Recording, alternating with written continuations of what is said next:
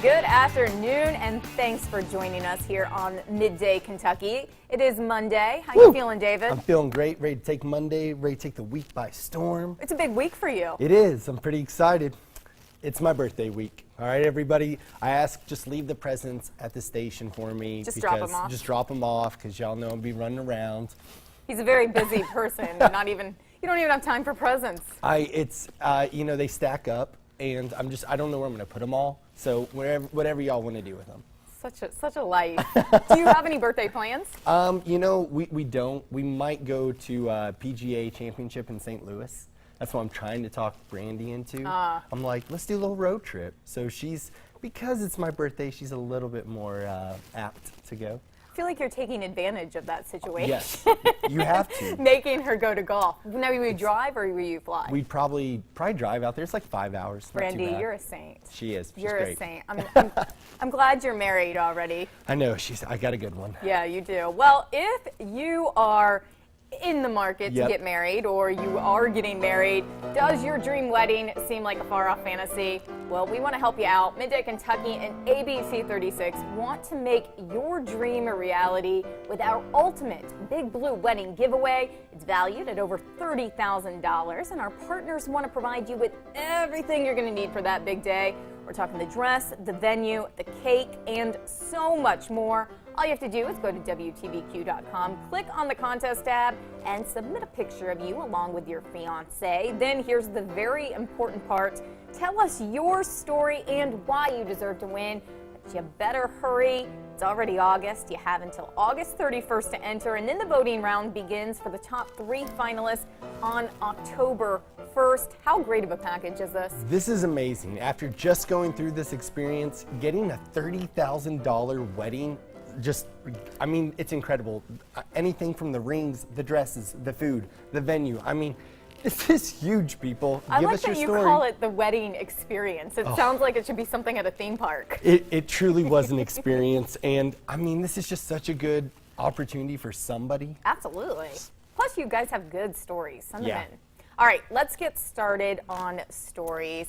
Here's something, neither one of us have kids, so I don't know if we're the ones to talk about this, but etiquette standards, they've changed throughout the years, and some etiquette experts believe that good old-fashioned manners kids aren't taught anymore should be brought back. Now, we have 11 old-fashioned, I don't know what that means, manners that kids just aren't taught anymore. The first one, talking in person more than via technology. Okay. Oh, that's huge. Yeah, I don't even think that one is just for kids. No, that's everybody. Have a conversation with people. Yeah. Interact. Now, are you a texter or are you a caller? I am a texter. Okay. I love text, be sharp, be with it, let's go. We've got stuff to do. That's how I have always been. Everybody knew not to call me. It was annoying. I was never going to answer. I still may not. Yeah. But I feel like as I'm getting older, texting is becoming more annoying. Yeah, well, and it's hard, because people expect you to text back immediately. Yeah. And it just sometimes gets too long. More often than not, I'm finding myself just picking up the phone and be like, yeah, just talk to me. Tell me what's going on. Yeah, that's crazy. But kids don't even know what that's like. No, I know there's a lot of parents who get frustrated because they'll call their kids, they won't answer, and then they just get a text back. Well, and I also feel like it probably hurts them maybe in job interviews, just interacting with people. They're losing that sense of being able to communicate. Oh, definitely. You need to make an effort to actually address somebody, look them in the eye, and talk with them. Which, speaking of David, what's the second one? Next, we've got addressing adults by their last names. Wait. So, this is nice. Just saying, like Mr. Goldman. Okay. So, I think it's just showing a sign of respect. And that's huge with people appreciate that, I think. You think? When I first saw this, I forgot that you would say Mr. and Mrs. and Miss and just be like, yeah, Goldman. Hey, Goldman. Yeah, that is what all my friends actually do say to me. So. Would you want a kid saying that? I've had kids say to me, and it just reminds me of where I am in life when they're like, yes, Mr. Goldman. So you like it? Like is it puts you in that position where you're like, wow, I'm getting a little older. Okay, but I think it's good. It makes me feel awkward. It's like when somebody says "thank you, ma'am" at the store, I die a little inside, just a little. I look at that. We're in a southern area. That's a sign of respect. To me, it just makes me feel old. Old. Yeah. All right. Well, here's another one: standing for introductions. This is important. I think this is great. Yeah. When you meet people and you're sitting at a table or something, stand up, shake their hand, Agreed. say hello. Unless you're in an awkward thing. Kids, that's a good lesson for them. This next one's really fun. Sitting down for a family dinner. That's just something that's great to actually go through with your, to keep up with everybody, see what's going on with the fam. I don't think we really do this at all anymore. No, it's hard because we're on the run. I know growing up, we were involved in so many sports, so many activities. Sitting down for a family dinner didn't happen so much. It was nice when it did, but maybe it should be brought back a little bit more. We're so busy in our lives. Oh, I totally agree. I think one of the last ones, if we can bring that up again, so knowing how to properly set a table. Man, this is what I did for years. Set tables? Yes, it was always my job to set the table for dinner at night, and fork on the left, knife on the right, blade on the inside, yeah, a lot of the adults table. still don't know this. It's huge. Just it teaches you some good etiquette. All right. Well, we have the rest of this list on Facebook. Yeah. Go online. Tell us what you think should be brought back because we want our kids to grow up. We don't want to lose that. Have a little share with us. Little mannerisms. So next we've got a California company said it's created the first marijuana breathalyzer test, which has the potential to be used by police to detect whether drivers have used the drug, which is great, because we've obviously been able to do breathalyzers to check for alcohol, but now this gives you a 2-hour period to check and see if you've used marijuana to detect the THC that is found to, I guess, inhibit the person from, we don't want them behind the wheel. So this is great. I think they're still waiting for, this to actually get passed through the justice system. And they say it's also going to be able to be used at the workplace because we don't want people coming in to work, regardless of what you do, high. What do you think about this? So I think I've shared with you before I came to Kentucky, I was doing news out in Colorado. Right. Colorado obviously is kind of at the forefront of dealing with medical and recreational marijuana. Majority of our stories, to be honest, was dealing with marijuana and the effects it had on drivers and how the law could enforce if somebody was high. Like take, for instance, every case was a landmark case because there was no precedent. We had one time where somebody was on a motorcycle, they were hit by a driver in a truck, admitted that he had done marijuana earlier in the day. They couldn't really prosecute him because the question is, how long does marijuana stay in the system? How does it affect different people? There's so many questions and there's still no real way to clarify any of this. That's what the law has been trying to work on for so long. So it's interesting that the breathalyzer has come out.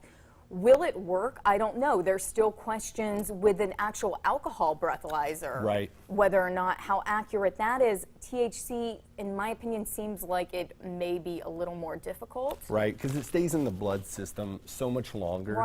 Weeks at a time. And you're exactly right, Amber. It is one of those things that I think, we need to be pushing, though, to find, because I think right now 9 states in the country have passed recreational marijuana, but you've got 29 states who have passed it for medical use. So it's definitely one of those things that we're going to see in the workforce, we're going to see with our drivers, and we want to make sure that we take full advantage of being able to protect people. Absolutely, and I think the big question is, with alcohol, it's going to affect people a certain way. With marijuana and THC, it's a little different. It affects everybody differently. So coming up with a common factor in order to prosecute somebody is going to be interesting. It's a really important subject. That's where our country is going. Let us know your thoughts. Do you have any experience with this? What do you think should be done? Go on Facebook. Tell us. We want to know what you're one. thinking. All right, let's talk about something else. Everyone has their travel quirks. They always say the person that you are dating or your significant other, family. better by your first trip together. Some obsess over packing their suitcase just right, others have a list of must-have carry-on items, and after much trial and error, it appears the key to never having that boarding door closed in your face comes down to 4 simple rules.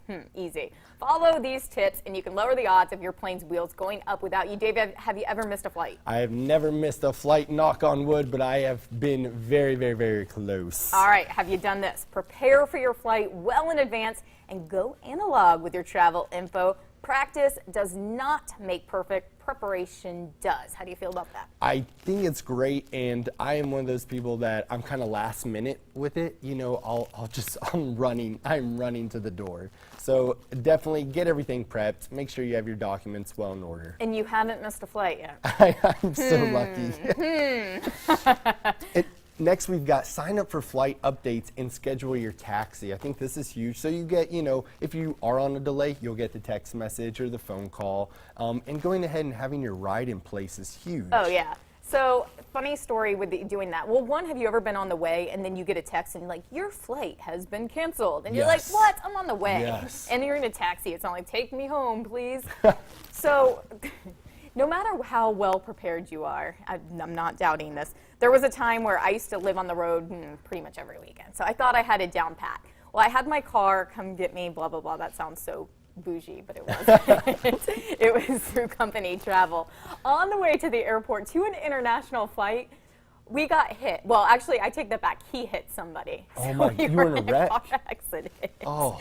So that didn't work out so well. But it was, luckily the airline understood, and I did have You made your flight? Well, no. I had to be rebooked. But I had a police drive me to the airport, which was kind of exciting. Well, and I think that kind of goes into our next step. It's pad your travel time for unexpected delays. Yes, always. And that's a hard one. If you've been in a car David, this wreck, one's for you. Oh, okay. And remember that freaking out flustered, won't help you. Listen, I'm always calm, cool, and collected. So I always just kind of roll with it. You know, I do see people get really freaked out when they're in the security line, for example, and they're like, "Get out of my way!" Screaming at people. It's not going to help you. Well, do you believe then that your first trip together, like as a couple or as a group, that's how you know how compatible you're going to be? You really do learn about people when you travel with them. So true, because it brings out that stress and just exemplifies it. They become this monster that yells at everybody. People can get crazy. Yeah. It's true. So go on a trip. That's our advice. Yes. If you want to really get to know someone, travel. Yeah, if you have any travel stories Yes. or anything, we really want to interact with you. Tell them to us, and at the end of the show, we can even maybe talk about it a little bit. Have some fun. Stay with us.